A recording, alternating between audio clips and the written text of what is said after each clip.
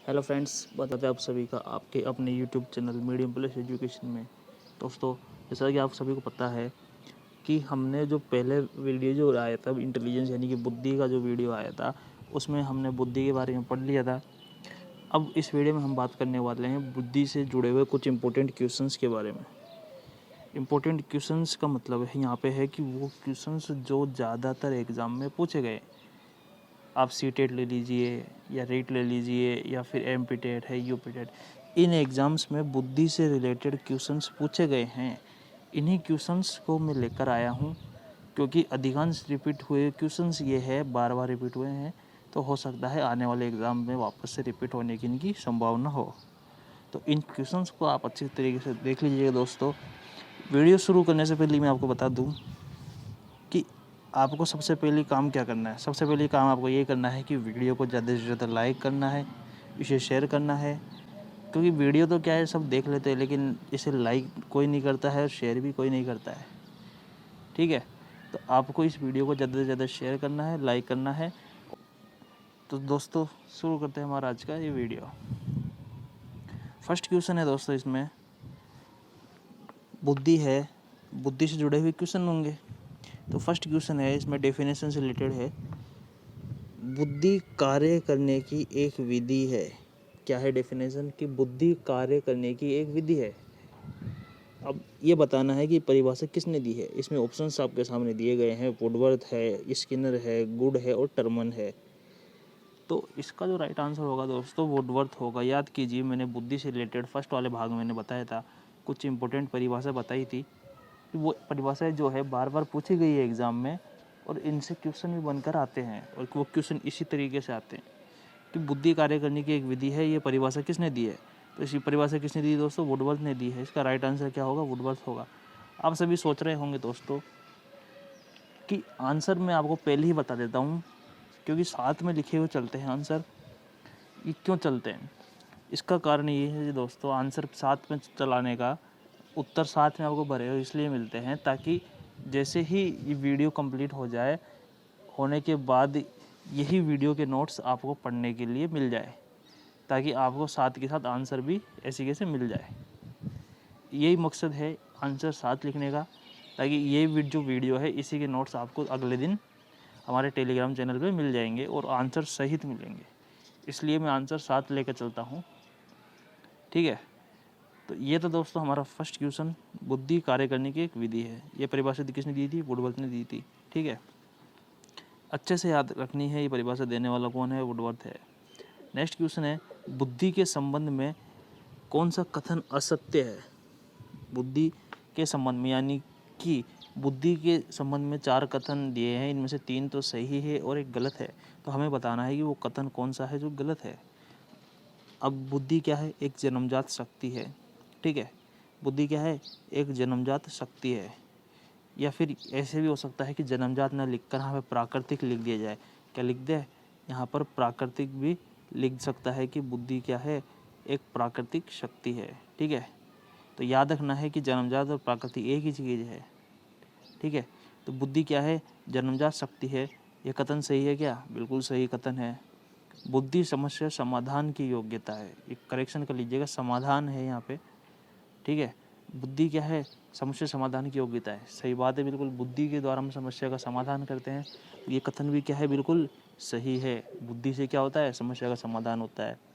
Next कथन है, तर्क, चिंतन और स्मरण की योग्यता है। ये भी बिल्कुल सही है। बुद्धि होगी इंसान के पास जब ही वो तर्क कर सकेगा और चिंतन करेगा, और चिंतन करने के बाद जो रिजल्ट निकलेगा उसका स्मरण कर सकेगा, यानी कि बार बार किसी चीज़ का स्मरण कर सकेगा, उसे याद कर सकेगा। ये भी क्या है? बुद्धि के कार्य में सही है। तो फर्स्ट, सेकंड और थर्ड, ये तीनों कथन बुद्धि के बारे में सही है। चौथा कथन क्या है वो देख लेते हैं। लिंग की विभिन्नता का बुद्धि पर प्रभाव पड़ता है। ये कथन असत्य है, गलत है। यानी कि लिंग जो होता है उसका प्रभाव बुद्धि पर नहीं पड़ता है। ये बिल्कुल सही बात है, ये लिंग का प्रभाव बुद्धि पर नहीं पड़ेगा। वो ऐसे नहीं पड़ेगा कि देखिए, चाहे से लड़का हो या लड़की हो, दोनों की बुद्धि अलग अलग होती है। हो सकता है कि लड़के की बुद्धि तेज हो, लड़के की कम हो, या फिर ऐसे भी हो सकता है कि लड़के की बुद्धि ज़्यादा हो, लड़के की कम हो। तो इसका प्रभाव लिंग तो इसका जो प्रभाव है इन पर लिंग का प्रभाव नहीं पड़ता है। सबसे खासियत और सबसे बड़ी बात यही है बुद्धि के संबंध में, और ये कथन है जो बार बार एग्जाम में दिया जाता है। इम्पोर्टेंट कर लीजिए दोस्तों, बहुत ही इम्पोर्टेंट क्वेश्चन है ये, ठीक है। तो इसका राइट आंसर क्या होगा? 4th नंबर का राइट आंसर होगा, राइट आंसर 4th नंबर का होगा, ठीक है। चलते हैं नेक्स्ट क्वेश्चन पे। ये सारे क्वेश्चन इंपॉर्टेंट है दोस्तों। फिर से देखिए दोस्तों, डेफिनेशन से क्वेश्चन आ रहा है, बुद्धि सीखने या अनुभव से लाभ उठाने की योग्यता है। बुद्धि क्या है? सीखने या अनुभव से लाभ उठाने की योग्यता है। बिल्कुल सही है। बुद्धि क्या है? सीखने, अनुभव से लाभ उठाने की योग्यता है। ये परिभाषा किसने दी है? 4 ऑप्शंस है, वुड्रो, डियरबोन, टर्मन, कोल्सनिक। तो ये परिभाषा दी है दोस्तों, वो दी है डियरबोन ने। किसने दी है? डियरबोन ने ये परिभाषा दी है। तो इसका राइट आंसर होगा 2nd नंबर का। डियरबोन ने क्या कहा है कि बुद्धि सीखने या अनुभव से लाभ उठाने की योग्यता है। मैंने दोस्तों को बताया था पिछले वीडियो में कि परिभाषा को कैसे याद करना है। कीवर्ड्स ध्यान रखने हैं। सीखने या अनुभव से लाभ उठाने की योग्यता कौन बात करता है? डियरबोन करता है। तो इसका राइट आंसर होगा डियरबोन होगा, ठीक है।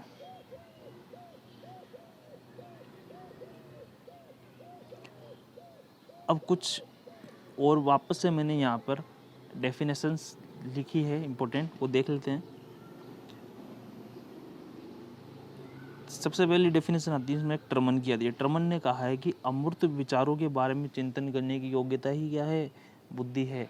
अमूर्त विचारों के बारे में चिंतन, ये कीवर्ड निकल के आ गया। इस पर बात कौन कर रहा है? टर्मन कर रहा है। तो परिभाषा किसकी हुई? टर्मन की हुई। बंकिंगम, बंकिंगम क्या बोलता है? सीखने की योग्यता है। क्या है? बुद्धि सीखने की योग्यता है। ये कौन कह रहा है? बंकिंगम कह रहा है। तो सीखने की योग्यता कौन बताता है बुद्धि को? कौन बताता है? बंकिंगम बताता है। तो इसका कीवर्ड क्या हो गया? सीखने की योग्यता, ठीक है। नेक्स्ट आती है परिभाषा वुड्रो की, बुद्धि ज्ञान का अर्जन करने की योग्यता है। ज्ञान का अर्जन करना कीवर्ड है यहाँ पर डेफिनेशन में। कौन बता रहा है? वुड्रो बता रहा है। किसके बारे में बात कर रहा है? बुद्धि के बारे में बात कर रहा है। ज्ञान का अर्जन करने की योग्यता कौन बता रहा है? वुड्रो, ठीक है। तो इस तरीके से यानी कि कीवर्ड्स की सहायता से हम परिभाषाओं को याद कर सकते हैं। बाकी ऐसे रटने या पूरी तरीके से रटने, रात दिन रटने से परिभाषा याद नहीं होने वाली। इनके कीवर्ड्स होते हैं जिनकी सहायता से हम इन्हें याद कर सकते हैं। ये बात अब तक आपको समझ में आ गई होगी, ठीक है। आपने अभी तक वीडियो अगर लाइक नहीं करा है दोस्तों, उसको लाइक कर दीजिए, शेयर भी कर दीजिए, और साथ ही ज़्यादा से ज़्यादा लोगों को हमारे चैनल से जोड़िए, ताकि ऐसे ही मज़ेदार वीडियो आपके लिए आगे आते रहेंगे और आपको इनसे लाभ भी मिलता रहेगा। हो सकता है कि हमारे वीडियो बनाए हुए वीडियो में से कुछ क्वेश्चंस इंपॉर्टेंट हो जो आपके लिए अति महत्वपूर्ण हो, और हो सकता है कि एग्ज़ाम में भी आ जाए। इसीलिए आप ज़्यादा से ज़्यादा वीडियो को शेयर कर दीजिए, ज़्यादा से ज़्यादा लोगों को जोड़ लीजिए हमारे चैनल से, ठीक है। चलते दोस्तों नेक्स्ट क्वेश्चन पे। नेक्स्ट क्वेश्चन है दोस्तों 4th नंबर का। क्वेश्चन है, इनमें से कौन सा बुद्धि का प्रकार थॉर्नडाइक द्वारा नहीं दिया गया? इनमें से कौन सा है जो बुद्धि का प्रकार है, थॉर्नडाइक ने नहीं बताया है? इम्पोर्टेंट कर लीजिए दोस्तों, ये क्वेश्चन एग्ज़ाम के लिए बहुत ही इम्पोर्टेंट है, आ चुका है एग्ज़ाम में, इसलिए इसको इम्पोर्टेंट कर लीजिए कि बुद्धि का कौन सा प्रकार है जो थॉर्नडाइक द्वारा नहीं बताया गया है। थॉर्नडाइक ने बुद्धि के 3 प्रकार बताए थे दोस्तों, ठीक है। मूर्त बुद्धि बताई थी, अमूर्त बुद्धि बताई थी और सामाजिक बुद्धि बताई थी। ये पिछले वीडियो में हम बात कर चुके हैं इस बारे में, आपको याद होगा कि थॉर्नडाइक ने बुद्धि के प्रकार बताए 3।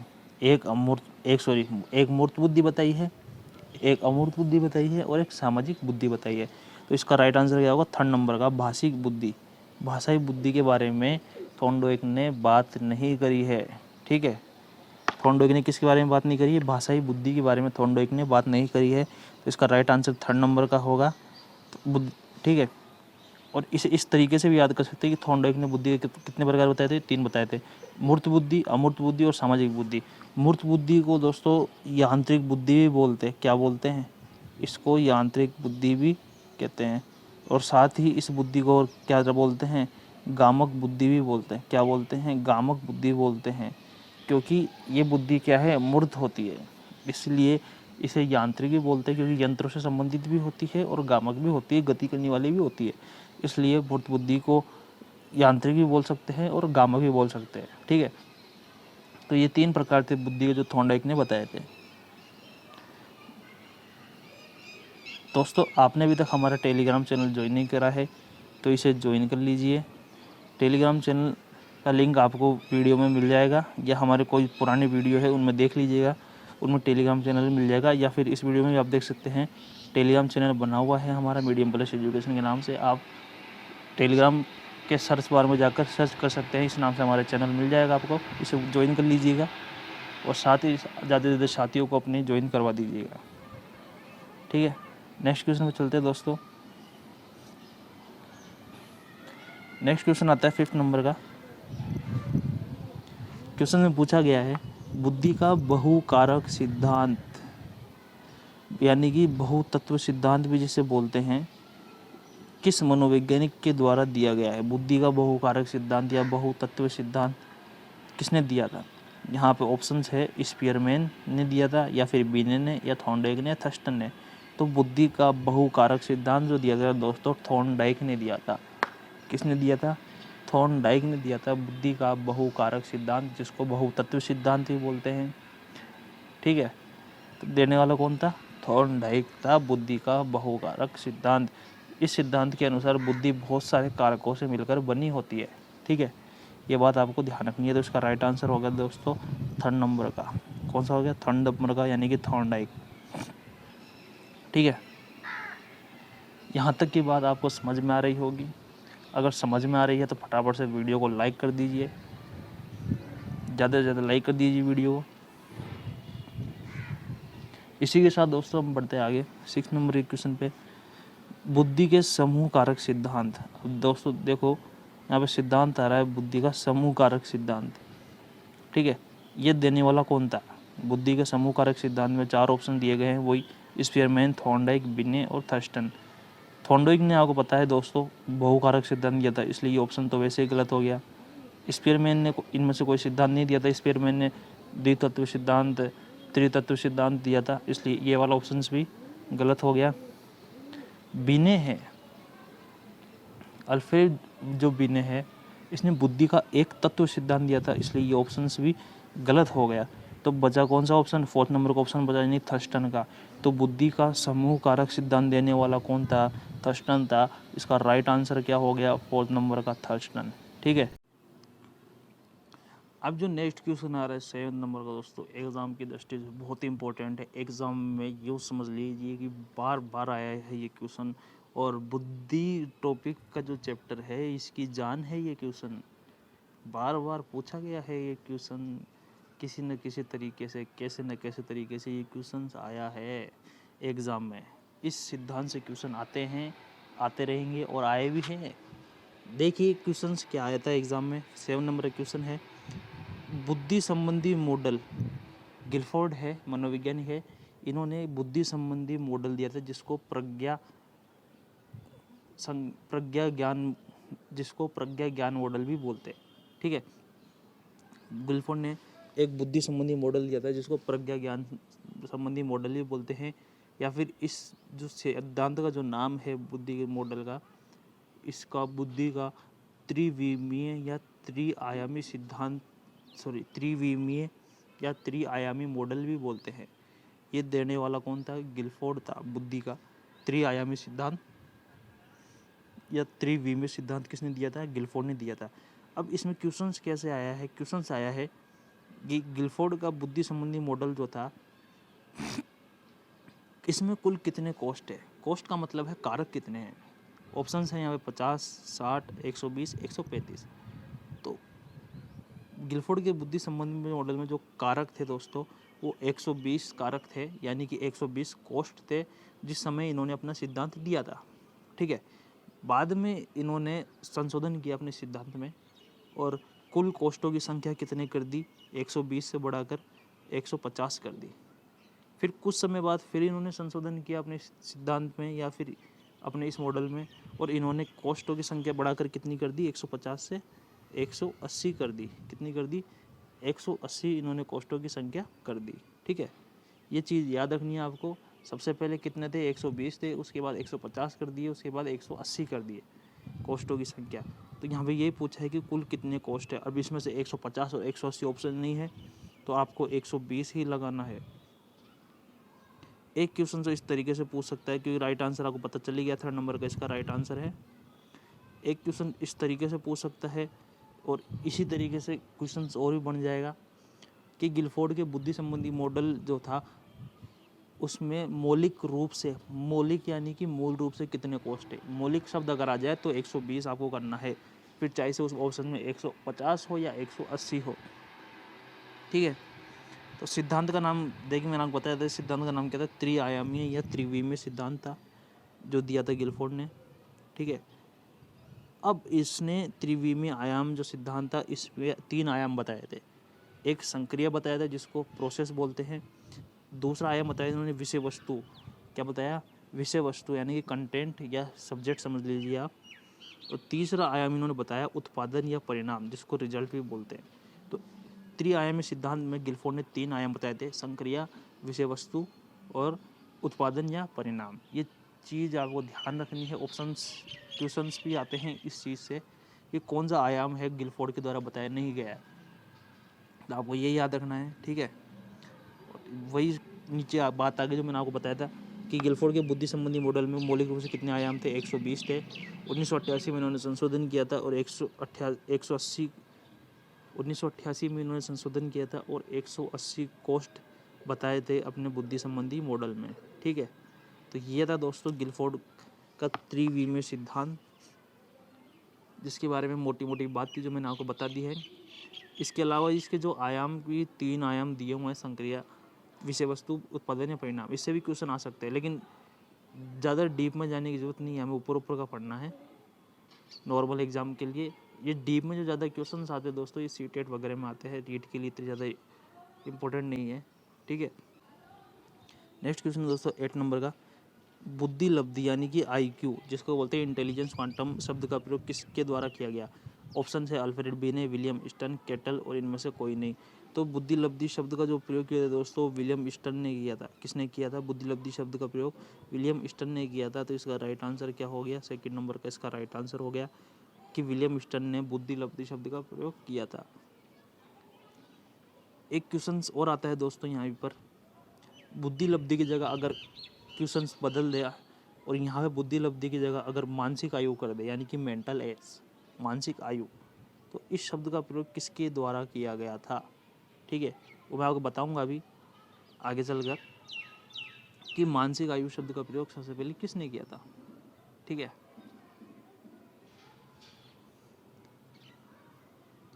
इसका उत्तर अगर पता चली गया है, विलियम स्टर्न है जिसने बुद्धि लब्धि शब्द का प्रयोग किसने किया था। मानसिक आयु शब्द का प्रयोग किसने किया था, मैं आपको ये आगे चलकर बताऊंगा, जब तक के लिए आपको वीडियो पूरा देखना पड़ेगा, क्योंकि आगे हम बात करेंगे मानसिक आयु पर। ठीक है, नेक्स्ट क्वेश्चन है दोस्तों 9 नंबर का, बुद्धि मापन या परीक्षण का जन्मदाता कौन है, यानी कि सबसे पहले जिसने बुद्धि को मापने के लिए या उसका परीक्षण करने के लिए परीक्षण तैयार किया था वो कौन था। ऑप्शंस यहाँ पे है अल्फ्रेड बीने, टर्मन स्टर्न और CL हल। तो इसका राइट आंसर होगा दोस्तों अल्फ्रेड बीने है। अल्फ्रेड बीने है जिसने बुद्धि मापन यानी कि परीक्षण का सबसे पहले निर्माण किया था। ठीक है,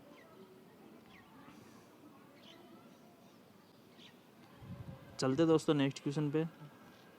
नेक्स्ट क्वेश्चन है दोस्तों इम्पोर्टेंट क्वेश्चन है एग्ज़ाम की दृष्टि से, यानी कि इम्पोर्टेंट तो है, सारे ही क्वेश्चन इम्पोर्टेंट है दोस्तों, क्योंकि ये वही क्वेश्चन है जो बार बार आपके एग्ज़ाम में आए हैं, किसी न किसी तरीके से बदल के पूछा गया है क्वेश्चन, बाकी क्वेश्चन यही आए हैं आपके एग्ज़ाम में। उसी तरीके से एक क्वेश्चन यहाँ पर आया है, शायद ये रीट में आया हुआ है। ऑप्शन है हार्वर्ड गार्डनर का कहना है कि कई प्रकार की बुद्धि या दिमाग के फ्रेम होते हैं, उसके द्वारा सुझाई गई बुद्धि की श्रेणी कौन सी है। हार्वर्ड गार्ड, इसका नाम तो सुना ही होगा, बहुत ही फेमस मनोवैज्ञानिक है। हार्वर्ड गार्डनर ने जो बुद्धि का सिद्धांत दिया था उस सिद्धांत का नाम था बहुबुद्धि सिद्धांत। कौन सा सिद्धांत था दोस्तों, बहुबुद्धि सिद्धांत था। ये सिद्धांत दिया था हार्वर्ड गार्डनर ने। कौन सा सिद्धांत दिया था हार्वर्ड गार्डनर ने, बहुबुद्धि सिद्धांत दिया था हार्वर्ड गार्डनर ने। ये आपको ध्यान रखना है। अब उसी से रिलेटेड पूछा गया है कि हार्वर्ड गार्डनर का कहना है कि कई प्रकार की बुद्धि दिमाग के फ्रेम होते हैं, उनमें से उसके द्वारा सुझाई गई बुद्धि की श्रेणी कौन सी है? ऑप्शन है रचनात्मक बुद्धि, व्यवहारिक बुद्धि, प्राकृतिक बुद्धि और विश्लेषणात्मक बुद्धि। तो इसका राइट आंसर होगा प्राकृतिक बुद्धि। ठीक है, कौन सी बुद्धि हो गई? प्राकृतिक बुद्धि, यानी थर्ड नंबर का इसका राइट आंसर है। हार्वर्ड गार्डनर ने बुद्धि के 8 प्रकार बताए थे। कितने प्रकार बताए थे? बुद्धि के 8 प्रकार बताए थे इसने बुद्धि के।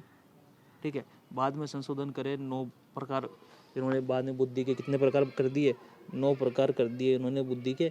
और अभी अभी वर्तमान में कुछ पुस्तकों में इसका 10वां प्रकार भी देखने को मिल रहा है, जो आध्यात्मिक बुद्धि के नाम से चल रहा है। 11वें नंबर का क्वेश्चन है, इसमें पूछा है केटल का संस्कृति मुक्त परीक्षण। क्या पूछा है? केटल का संस्कृति मुक्त परीक्षण बुद्धि का एक प्रकार का परीक्षण है। हमें बताना है केटल ने संस्कृति मुक्त परीक्षण बनाया था बुद्धि के मापन के लिए। ये परीक्षण किस प्रकार का है? बुद्धि परीक्षण शाब्दिक अशाब्दिक वगैरह होते हैं, तो ये किस प्रकार के बुद्धि का परीक्षण है? ठीक है, ये बताना है। तो केटल का संस्कृति मुक्त परीक्षण, ऑप्शन है यहाँ पे व्यक्तिगत शाब्दिक परीक्षण है, या शाब्दिक और अशाब्दिक परीक्षण दोनों है, या फिर थर्ड नंबर का ऑप्शन है अशाब्दिक परीक्षण है, या सामूहिक शाब्दिक परीक्षण है। सबसे पहले मैं बता दूं कि व्यक्तिगत शाब्दिक परीक्षण वो होता है जिसमें व्यक्ति अकेला हो और परीक्षण लिखित रूप में हो। ठीक है, तो वो होगा व्यक्तिगत शाब्दिक परीक्षण। दूसरा ऑप्शन है शाब्दिक और अशाब्दिक। शाब्दिक वो जिसमें लिखित में कोई चीज़ होगी या कोई लिखित में परीक्षण होगा। ठीक है, वो होगा, न कि मौखिक। अशाब्दिक कैसा होता है? मौखिक होता है। ठीक है, और थर्ड ऑप्शन है अशाब्दिक, यानी कि मौखिक परीक्षण होगा। सामूहिक वो होगा जिसमें जिसका परीक्षण हमें करना है उन सभी को समूह में बैठा के लिखित रूप में उनका परीक्षण किया जाए, तो वो सामूहिक शाब्दिक परीक्षण होगा। ठीक है, तो केटल का संस्कृति मुक्त जो परीक्षण है वो कैसा परीक्षण है? अशाब्दिक परीक्षण है। ठीक है, तो राइट आंसर क्या होगा? अशाब्दिक परीक्षण। ठीक है, नेक्स्ट क्वेश्चन है 12 नंबर का, बुद्धि का पदानुक्रमिक सिद्धांत का प्रतिपादन करने वाला कौन था? बुद्धि का पदानुक्रमिक सिद्धांत का प्रतिपादन किसने किया? यहाँ पे 4 ऑप्शन है, कोहलर, फ्रायड, बर्ट और वर्नन और गिलफोर्ड। तो बुद्धि का पदानुक्रमिक जो सिद्धांत दिया था दोस्तों, वो दिया था बर्ट और वर्नन ने। किसने दिया था? बर्ट और वर्नन ने। तो इसका राइट आंसर क्या है? बर्ट व वर्नन। ठीक है,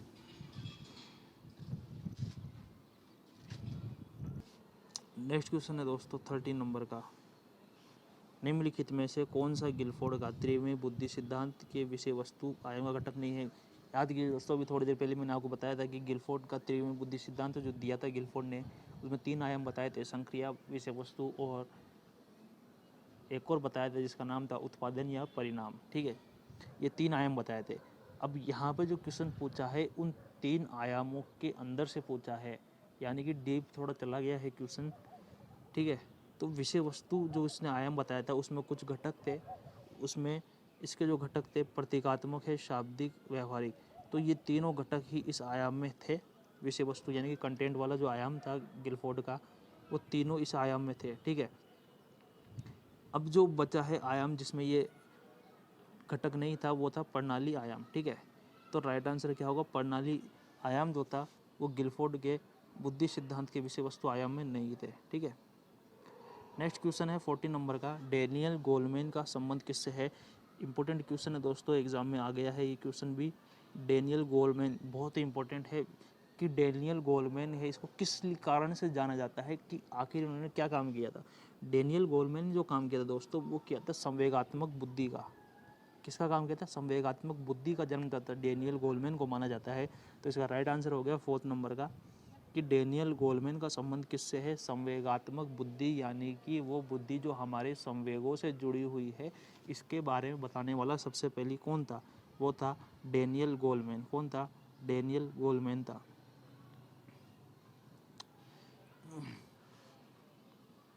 बुद्धि का पहला वाचिक समूह परीक्षण है, देखिए इंपॉर्टेंट क्वेश्चन है एग्जाम के लिए। बुद्धि का पहला वाचिक सामूहिक परीक्षण है। वाचिक का मतलब है बोलने वाला। ठीक है, सामूहिक यानी कि समूह में लिया जाए, वो परीक्षण बताना है। तो बुद्धि का पहला वाचिक सामूहिक परीक्षण था ना दोस्तों, वो था आर्मी अल्फा परीक्षण। कौन सा था? आर्मिक अल्फा परीक्षण, यानी कि ये परीक्षण कैसा था, अशाब्दिक, क्योंकि इसमें बोल के ही लिया जाता था परीक्षण। तो आर्मी अल्फा परीक्षण बुद्धि का पहला वाचिक सामूहिक परीक्षण था। इसका राइट आंसर हो गया फर्स्ट नंबर का। ठीक है, नेक्स्ट क्वेश्चन पे चलते हैं। नेक्स्ट क्वेश्चन है 60 नंबर का, बहुत ही इंपॉर्टेंट है। नेक्स्ट क्वेश्चन पे चलते हैं। नेक्स्ट क्वेश्चन है 60 नंबर का, बहुत ही इंपॉर्टेंट है, एग्जाम में आया है बार बार। बुद्धि लब्धि की गणना करने का सूत्र है। बुद्धि लब्धि की गणना करने का सूत्र है।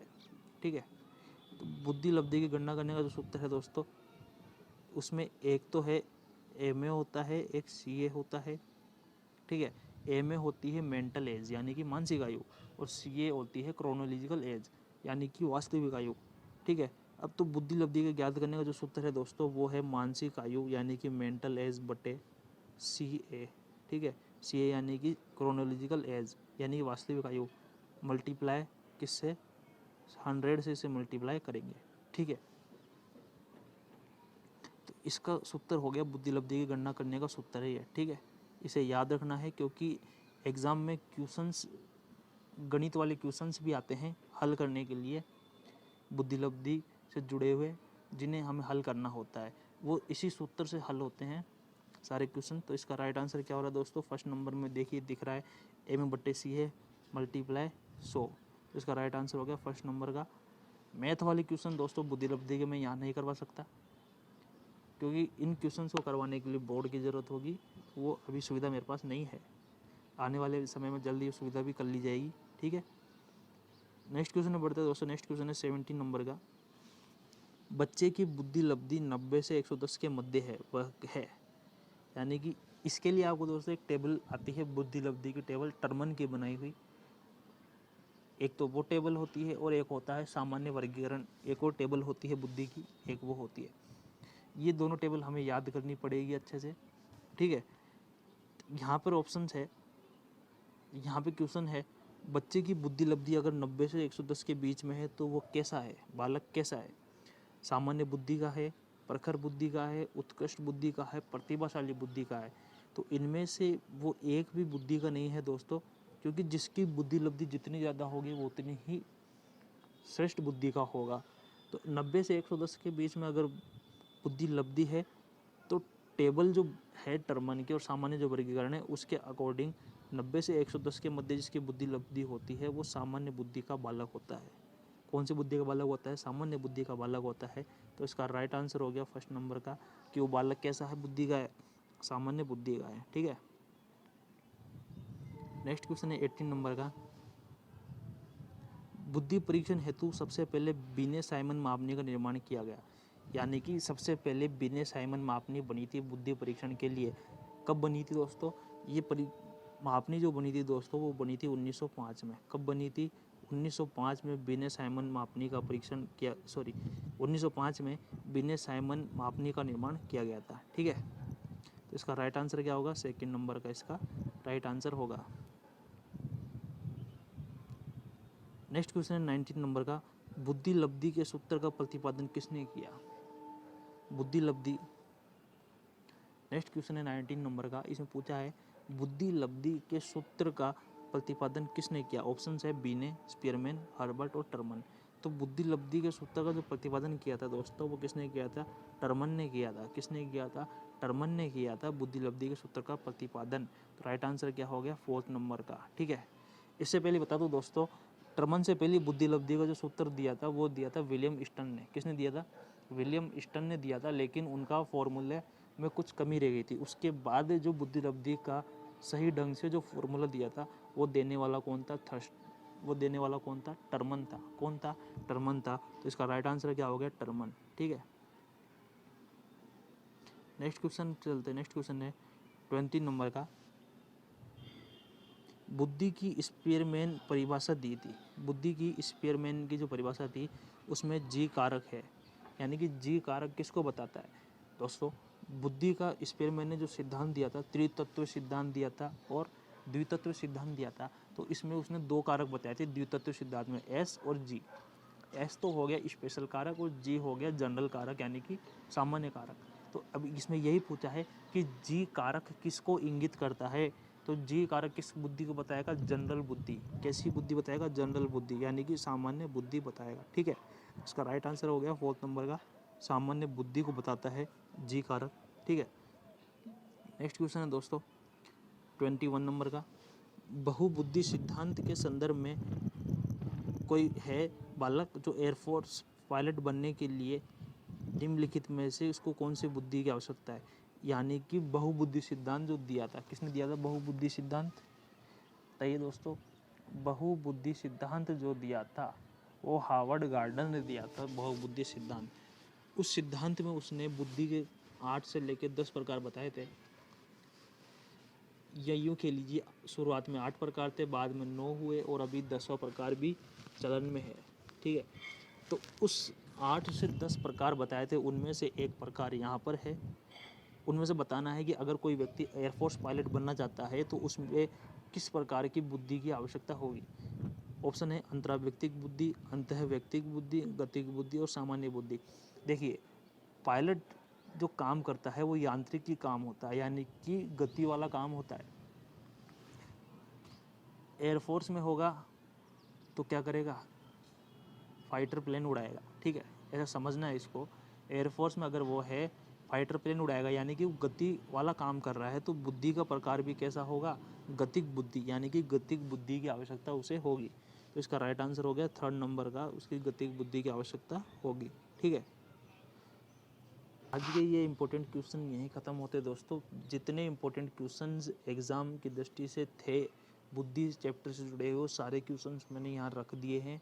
उम्मीद है आपको ये क्वेश्चंस अच्छे लगे होंगे, इन्हें सॉल्व करने में मज़ा आया होगा। ठीक है, आपको ये वीडियो कैसा लगा है इसके बारे में कमेंट करके ज़रूर बताइएगा दोस्तों, भूलिएगा नहीं।